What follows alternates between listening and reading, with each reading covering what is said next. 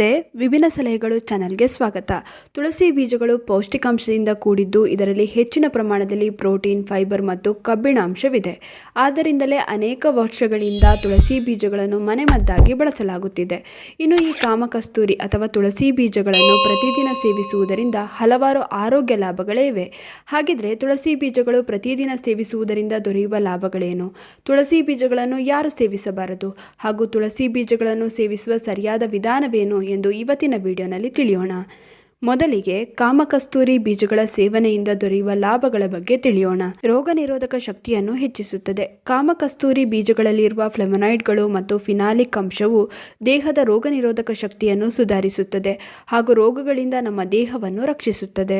ಜೀರ್ಣಕ್ರಿಯೆಗೆ ಸಹಾಯಕಾರಿ. ತುಳಸಿ ಬೀಜಗಳಲ್ಲಿರುವ ನಾರಿನಾಂಶವು ಜೀರ್ಣಕ್ರಿಯೆಯನ್ನು ಸುಧಾರಿಸಲು ಸಹಾಯ ಮಾಡುತ್ತದೆ. ಮಲಬದ್ಧತೆ, ಬೇದಿ ಮತ್ತು ಅತಿಸಾರವನ್ನು ಎದುರಿಸಲು ತುಳಸಿ ಬೀಜಗಳು ಸಹಾಯಕಾರಿಯಾಗಿದೆ. ಹೃದಯದ ಆರೋಗ್ಯಕ್ಕೆ ಉತ್ತಮ. ತುಳಸಿ ಬೀಜಗಳು ದೇಹದಲ್ಲಿ ಕೊಲೆಸ್ಟ್ರಾಲ್ ಮಟ್ಟವನ್ನು ಕಾಪಾಡಿಕೊಳ್ಳಲು ಸಹಾಯ ಮಾಡುತ್ತದೆ. ಆಯುರ್ವೇದದಲ್ಲಿ ಅಧಿಕ ರಕ್ತದ ಒತ್ತಡಕ್ಕೆ ಪರಿಣಾಮಕಾರಿಯಾಗಿ ತುಳಸಿ ಬೀಜಗಳನ್ನು ಬಳಸಲಾಗುತ್ತದೆ. ಅಧಿಕ ರಕ್ತದ ಒತ್ತಡ, ಅಧಿಕ ಕೊಲೆಸ್ಟ್ರಾಲ್ ಎರಡೂ ಹೃದಯದ ಆರೋಗ್ಯದ ಮೇಲೆ ನಕಾರಾತ್ಮಕ ಪರಿಣಾಮವನ್ನು ಬೀರುತ್ತದೆ.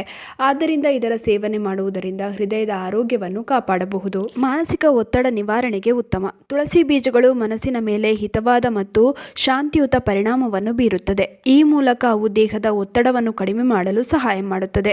ನೀವು ಮಾನಸಿಕವಾಗಿ ದಣಿದಿದ್ದರೆ ಅಥವಾ ಖಿನ್ನತೆಯಿಂದ ಬಳಲುತ್ತಿದ್ದರೆ ತುಳಸಿ ಬೀಜಗಳನ್ನು ಸೇವಿಸಿ. ಜ್ವರವನ್ನು ತಗ್ಗಿಸುತ್ತದೆ. ನೆಗಡಿ, ಅಸ್ತಮಾ, ಕೆಮ್ಮು ಇದ್ದಾಗ ತುಳಸಿ ಬೀಜಗಳನ್ನು ಮನೆಮದ್ದಾಗಿ ನೀಡುವುದು ಹಿಂದಿನಿಂದಲೂ ರೂಢಿಯಲ್ಲಿದೆ. ಅತಿಯಾದ ಜ್ವರದಿಂದ ಬಳಲುತ್ತಿದ್ದರೆ ತುಳಸಿ ಬೀಜಗಳನ್ನು ಸೇವನೆ ಮಾಡುವುದರಿಂದ ಇದು ಜ್ವರವನ್ನು ತಗ್ಗಿಸುತ್ತದೆ. ಸಕ್ಕರೆ ಮಟ್ಟವನ್ನು ನಿಯಂತ್ರಣಕ್ಕೆ ತರುತ್ತದೆ. ತುಳಸಿ ಬೀಜಗಳಲ್ಲಿರುವ ಫೈಬರ್ ರಕ್ತದಲ್ಲಿನ ಸಕ್ಕರೆ ಮಟ್ಟವನ್ನು ನಿಯಂತ್ರಿಸಲು ಸಹಾಯ ಮಾಡುತ್ತದೆ. 1 ಟೇಬಲ್ ಸ್ಪೂನ್ ತುಳಸಿ ಬೀಜವನ್ನು ರಾತ್ರಿ ಇಡೀ ನೀರಿನಲ್ಲಿ ನೆನೆಸಿ. ನೆನೆಸಿದ ಬೀಜಗಳನ್ನು ಬೆಳಗ್ಗೆ ಬರೀ ಹೊಟ್ಟೆಗೆ 1 ಲೋಟ ಹಾಲಿಗೆ ಸೇರಿಸಿ ಕುಡಿಯಿರಿ. ಇದನ್ನು ಪ್ರತಿದಿನ ಕುಡಿಯುವುದರಿಂದ ರಕ್ತದಲ್ಲಿನ ಸಕ್ಕರೆ ಮಟ್ಟ ನಿಯಂತ್ರಣಕ್ಕೆ ಬರುತ್ತದೆ. ಹೃದಯದ ರಕ್ತನಾಳಗಳ ಆರೋಗ್ಯಕ್ಕೆ ಉತ್ತಮ. ತುಳಸಿ ಬೀಜಗಳಲ್ಲಿ ಕೊಬ್ಬಿನಾಮ್ಲಗಳು ಉತ್ತಮ ಪ್ರಮಾಣದಲ್ಲಿದೆ. ಇದು ಒಮೆಗಾ 3ಯನ್ನು ಹೊಂದಿದ್ದು ಹೃದಯದ ರಕ್ತನಾಳಗಳ ಆರೋಗ್ಯಕ್ಕೆ ಒಳ್ಳೆಯದು. ಇವೆಲ್ಲವೂ ಸಬ್ಜಾ ಬೀಜಗಳಿಂದ ದೊರೆಯುವ ಆರೋಗ್ಯ ಲಾಭಗಳು. ಇನ್ನು ಎಲ್ಲರೂ ಇದರ ಸೇವನೆಯನ್ನು ಮಾಡುವಂತಿಲ್ಲ. ಹಾಗಿದ್ರೆ ಯಾರು ಕಾಮಕಸ್ತೂರಿಯನ್ನು ಸೇವಿಸಬಾರದು ಗೊತ್ತಾ? ಕಾಮಕಸ್ತೂರಿ ಆರೋಗ್ಯಕ್ಕೆ ಉಪಯೋಗಕಾರಿ. ಅತಿಯಾದರೆ ಅಮೃತವೂ ವಿಷ ಎಂಬಂತೆ ಇದರಿಂದ ಕೂಡ ಸಮಸ್ಯೆಗಳು ಉಂಟಾಗುವ ಸಾಧ್ಯತೆ ಇರುತ್ತದೆ. ಜಠರ ಹಾಗೂ ಕರುಳಿನ ಸಮಸ್ಯೆಗಳು ಉಂಟಾಗಬಹುದು. ಮಲಬದ್ಧತೆ, ವಾಯು, ಕರುಳಿನ ಮೇಲೆ ಅಡ್ಡ ಪರಿಣಾಮವನ್ನು ಉಂಟು ಮಾಡುತ್ತದೆ. ಯಾಕೆಂದರೆ ಇದರಲ್ಲಿ ಅಧಿಕ ಪ್ರಮಾಣದ ಫೈಬರ್ ಇದೆ. ಆದ್ದರಿಂದ ಇಂತಹ ಸಮಸ್ಯೆಗಳು ಎದುರಾಗಬಹುದು. ಕೆಲವರಿಗೆ ಅಲರ್ಜಿ ಸಮಸ್ಯೆ ಉಂಟಾಗಬಹುದು. ಸಾಮಾನ್ಯವಾಗಿ ಕಾಮಕಸ್ತೂರಿಯ ಸೇವನೆಯಿಂದ ಅಲರ್ಜಿ ಉಂಟಾಗುವುದು ಬಹಳ ವಿರಳ. ಆದರೆ ಕೆಲವರಿಗೆ ಕೆಲವು ವಸ್ತುಗಳು ಸರಿ ಹೊಂದುವುದಿಲ್ಲ. ನಿಮಗೆ ಏನಾದರೂ ಸೇವಿಸಿದ ನಂತರ ಅಲರ್ಜಿ ಉಂಟಾದರೆ ತಕ್ಷಣವೇ ಸೇವಿಸುವುದನ್ನು ನಿಲ್ಲಿಸಿ.